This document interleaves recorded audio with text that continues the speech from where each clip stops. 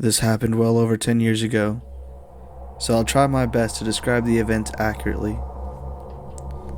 One of my childhood homes had a balcony that was attached to both my mother's bedroom and mine via a big double glass door in each of our rooms. Next to these balconies were two trees. I often used to climb up and down from the balcony. This balcony faced out to the street, and one night when I was about 13, my brother and mother weren't home. I was reading in bed with a very dim reading light, and I heard what sounded like something moving in one of the trees outside. But this didn't worry me, as possums and bats are common in our area. Now I had thin curtains on the glass doors that separated my room and the balcony. As mentioned previously, the doors faced out towards the street, where a street lamp light was always visible through my curtains. Shortly after hearing the tree rustling noises, I see a shadow slowly move past the doors, at which point I immediately turn off my reading light and freeze like a deer in headlights. The shadow is tall, so it wasn't one of the neighbor's kids that I'm friends with, and it wasn't my all of 5-foot mother. The person moved slowly, creeping as though they were trying to not be noticed. They wouldn't likely be able to see into my room, but I could see them thanks to the streetlights behind them, creating a very dark silhouette. They moved past my doors out of sight. I sat there unable to move or even think about what to do other than be absolutely still. That is until I heard another sound, the sound of someone trying to open a glass door. They were trying to open my mom's doors to the balcony. I didn't know if she had locked them or not, but I wasn't taking any chances. I moved as quietly and as silently as I could to my bedroom door, and then I locked it. I listened for what the person was doing now. They were still jiggling the glass door handle, but it sounded like the doors weren't opening. I felt relief. This person couldn't get in surely. All I had to do was wait for them to realize that, and then they would leave, right? Well, I heard light footsteps move back along the balcony to my set of glass doors, until I saw his shadow stop directly in front of them. Again I froze. He couldn't see me. He couldn't know that I was in there. Could he have known that I can see him? I saw a shadow of a hand reach up. I reached up to my door handle, and my heart stopped. Had I actually locked those doors myself today? I couldn't remember. I was out there earlier. I didn't know if I forgot or not. The seconds leading up to him grabbing the handle felt like an eternity. But thankfully, when this person tried to open the door, it did not open. It was locked. I sighed such a sigh of relief. I was worried he had heard it. After this, he began pacing the length of the balcony. I didn't have a mobile phone. My mom thought I was too young to have one, and yet the landline was at the other end of the house. I was too scared to take my eyes off this person, or even to call for help. I was silently crying, tears falling down my cheeks as I eternally prayed that he would just leave. Then I heard him stop moving. He then said, "I could just break the glass, you know." Before I could even process this, I saw car headlights turn around the corner of my street and then stop at our property gate. My mom was home. The person on the balcony moved out of sight, and I heard a loud thump as they jumped off of it. When my mom came inside, I was hysterical and was barely coherent in telling her what happened. Eventually, I got the message across and she called the police. They never found or caught anyone, but a neighbor reported a truck in the street that matched the description of a truck that had been reported recently for attempted child abductions. Since I walked that short distance daily, the police suspected that he'd followed me or seen that I lived there and waited for me to be alone.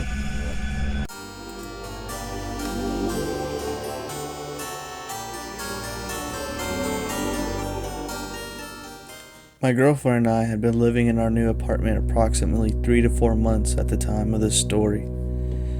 For clarification and background, we live in a basement level unit. The one and only entrance is inside the building and down the stairs. However, there's 4 windows facing nothing but a row of shrubbery and tree lined. It was roughly 9 to 10 p.m. She was at work for the evening and I had the place to myself. Lights on, the TV blasting. I was sitting in the living room planning on eating trashy and binge watching the remaining episodes of Broad City. Not long into it, however, I heard a scraping sound from the bathroom. My first thought, a mouse. This was the last thing we needed, so I got up and made my way through the hallway as quietly as I can to catch a glimpse of it. The closer I got, the more I realized the scratching wasn't coming from the bathroom, but rather the window in the master bedroom. My next guess was it simply some kids playing outside, as they tend to, or the bunny I'd seen bouncing out there that morning. Even more likely, someone taking a dog out to pee. I paused, tried to hone my hearing, only then noticed it wasn't a sound echoing from outside, but rather scratching on the window itself. I started into the bedroom, and when I noticed the sound stopped and moved to the adjacent window in the room next to it. A smaller bedroom that gave us the creeps as is. We never used it, there's no light source. It simply sits dark and empty aside from a few boxes of my clothing. Now thinking back at it, it was probably a bad idea. I'm a small girl, 5'2", 90 pounds, soaking wet, but I do have a bit of spirit and a tad bit of a temper. I'd hoped upon being discovered that whomever it was, obvious to me now that it was someone, not something, would run off.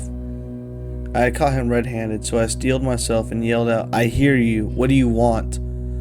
The scratching stopped instantly. I waited.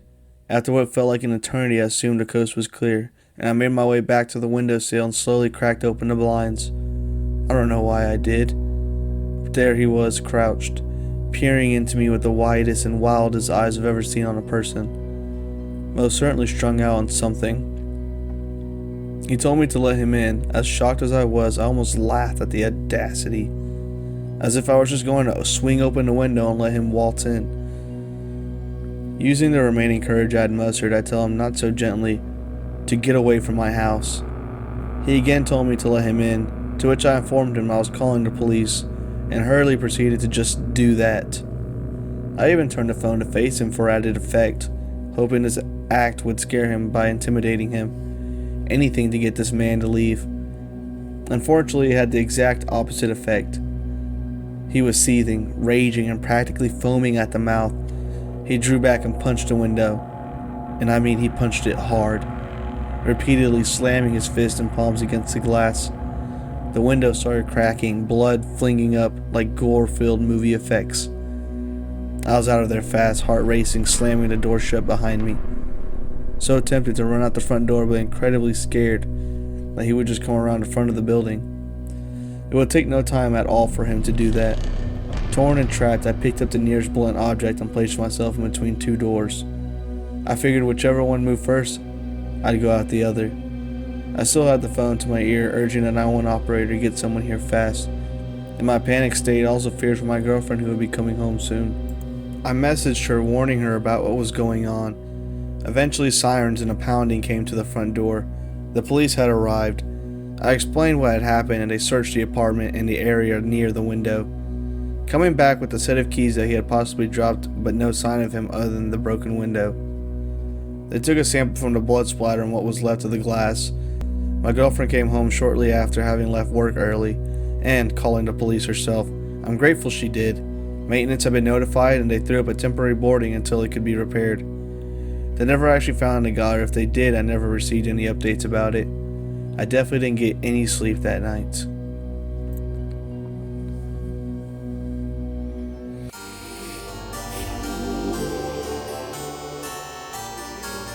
I was 12 and my older sister and I were home alone for the weekend. I was waiting for a friend to pick me up and getting restless. There was a knock on the door. Thinking it was her, I ran to answer it without checking through the peephole. A man was standing there with the clipboard and said he needed to check our gas meter. I was entrenched in the disappointment of my friend still not having arrived, so just told him, yeah, sure, whatever you need to do. I didn't notice at the time, but he wasn't dressed as a city official. He had a green and a purple shirt with bold stripes like the host of Blue's Clues. He came in and immediately went upstairs to where our bedrooms were and walked into the open door of my room. The typical girly girl room with pink and glitter. Thank God my sister came down the stairs at almost that exact moment. She said, "Oh, is that Daphne's dad? Why is he going upstairs?" and I complained about how Daphne wasn't here and was going on about how unreliable she was when my sister cut me off. Wait, if Daphne isn't here, who is that? I said, he's here to read the gas meters. Her face turned white. She flung open the front door and dragged me out, hand clamped over my protesting mouth. She said, our gas meters are outside. Neither of us had a cell phone. It was the 60s and obviously weren't going back in the house to call the authorities on the landline phone. Then my ever-resourceful sister had a stroke of genius. A man was walking right by her house and she motioned him over. She called loudly into the house, "Oh, Dad, it's good you're home. A man from the city is here to read the gas meters upstairs." And just like she'd hoped, this man on the street said, "What are you talking about?" The man in the striped shirt bolted out of the house. The man on the street asked us repeatedly if we were okay and if we needed him to stay and wait in the yard with us until our parents came home. He was very sweet, and we were so startled that we barely thanked him before slamming and locking the doors and windows. As irritated as my sister was that I let someone in the house, she begged me not to call the authorities because my parents left her in charge and she worried she'd be in trouble. I didn't want to catch any heat from carelessly allowing some guy in, so I was on the same page. 3 weeks later, a girl in our community went missing. Same MO, she was home alone, the authorities found the door open, no signs of forced entry. My sister and I discussed our options, but deep down we knew we had no choice but to come clean. We told the police everything. I don't know if it ever helped, but they did tell us they had a reason to believe it was the same man. They also tracked down the man who helped us on the street. Turns out we already knew him. He worked in a butcher shop.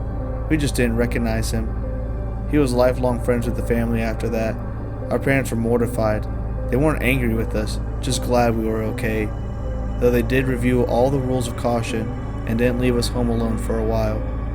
They found the girl and said she'd been held for a few days and then burned alive. They never caught the man, but fear not. He was in what appeared to be his early 30s in the 1960s. So in any case, he has to be dead by now. I just thank God every day for my sister's resourcefulness and quick action.